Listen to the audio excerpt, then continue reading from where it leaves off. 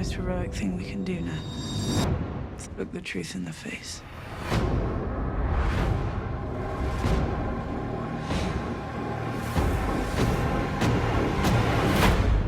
The Night King is coming.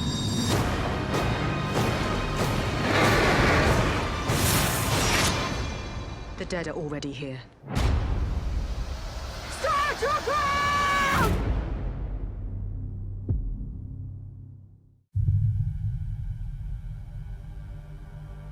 When I was a child, my brother would tell me a bedtime story about the man who murdered our father and watched as his blood poured onto the floor. He told me other stories about all the things we would do to that man once we took back the Seven Kingdoms.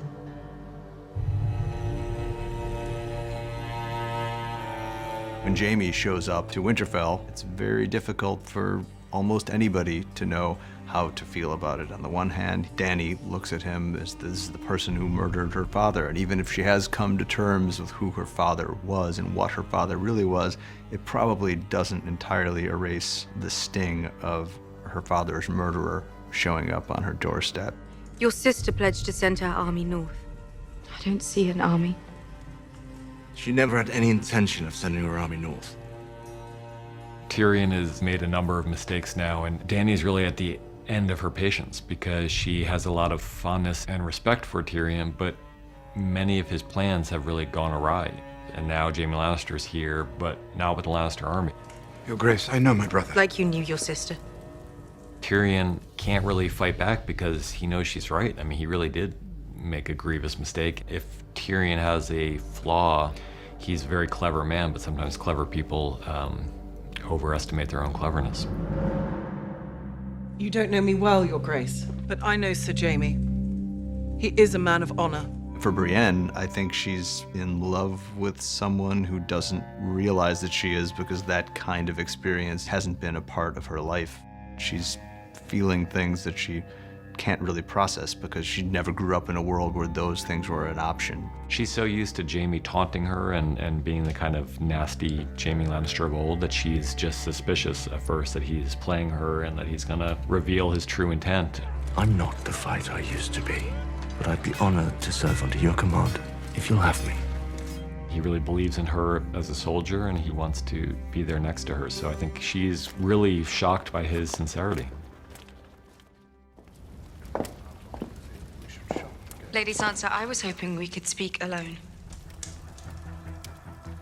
Dany comes to Sansa with a bit of an olive branch, trying to find a way inside that kind of cool exterior that Sansa presents. And one commonality between them is they both love Jon, and his lover, and Sansa's his sister. It's very much coming at it from the point of view of a monarch trying to make peace with her subject, and Sansa's not quite willing to accept Dany as her monarch yet. She's suspicious of people for a reason. What about the North? It was taken from us. We took it back, and we said we'd never bow to anyone else again. What about the North? She's had too many hard experiences not to be suspicious of people, and she sees Dany as possibly a tyrant, as someone who's has a lot of power and is seeking to get even more.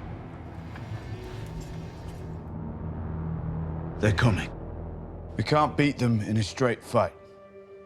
So what can we do?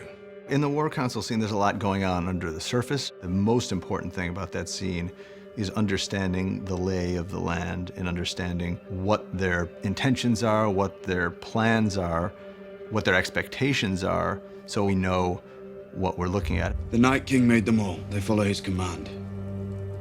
If he falls, getting to him may be our best chance. Things may not go entirely according to plan, so we thought it was very important for people to know what everyone in the room expected to happen, was worried would happen, hoped would happen. In addition to that, there are a lot of human moments. We'll put you in the crypt where it's safest. No, I'll wait for him in the Godswood. We're not leaving you alone out there. He won't be. I'll stay with him. One thing that was definitely going on was how Theon felt after returning to Winterfell, and how he's using this battle as an attempt to try to make good to the extent that that's possible on the horrible mistakes that he made. I took this castle from you. Let me defend you now.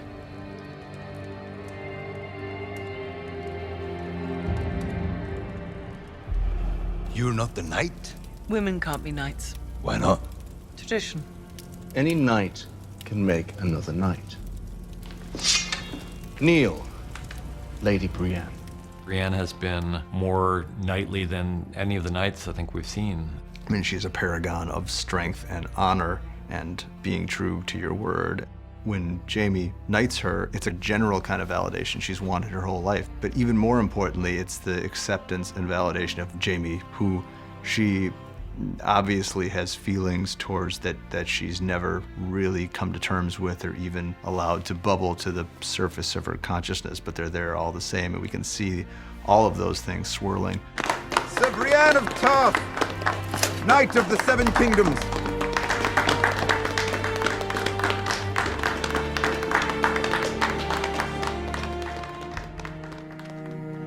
For us, what was interesting about this episode was always that it's our last night together, and everyone, I think, would face the end in different ways. We're probably going to die soon. I ought to know what it's like before that happens. Some characters want to make love for the first time because they've never done it before. There are other characters who are getting drunk and singing songs, and then there are characters who are just trying to find some kind of human solace together, like Sansa and Theon.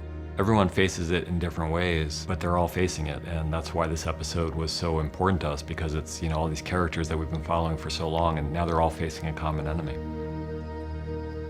How about a song? One of you must know one. High in the halls of the kings who are gone, Jenny would dance with her ghost. Daniel's got a really lovely voice, and we knew we wanted a song in this episode. We've had a song in several of the seasons. We haven't had an original in a while, so this felt like the place for it, and Daniel felt like the singer. The ones who'd been gone for so very long, she couldn't remember their names. They spun her around on the damp old stones, spun away all her sorrow and pain. The song, I believe, is in George's books. At least the first verse is in the books, and then we added some lyrics, and Ramin came up with the music for it. Wanted to leave, never wanted to leave, never wanted to leave.